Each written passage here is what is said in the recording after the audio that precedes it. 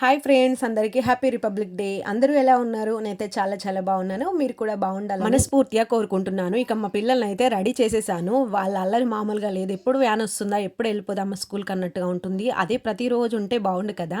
ఇంకా మన రోజుల్లో అయితే మనం చదువుకున్నప్పుడు అయితే ఇంకా బాగుండేది కదా. అసలు పొయ్యి మీద చేసిన మైదాకైతే నెల రోజుల పాటు ఉండేది. కానీ ఇప్పుడైతే కోన్లు వచ్చేసి గోరంటాకు పెట్టడం మర్చిపోయాము, చేసుకోవడము మర్చిపోయాము. ఇది పెడితే 10-15 రోజుల్లోనే పోతుంది. మనం పెడితే మాత్రం నెలలు నెలలు ఉండేది.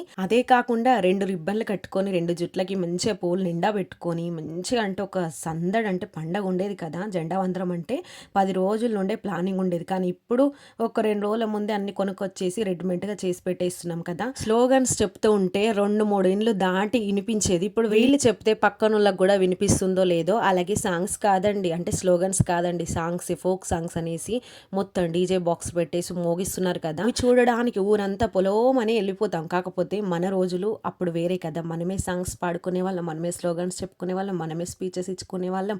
అలాగే ఒక్క గేమ్ కాదండి, అన్ని గేమ్లలో మంచిగా పార్టిసిపేట్ చేసేసి ఒకటో రెండో మంచిగా ప్రైజులు పట్టుకొని వద్దాం, గ్లాసులు గిన్నెలు పట్టుకొని కదా.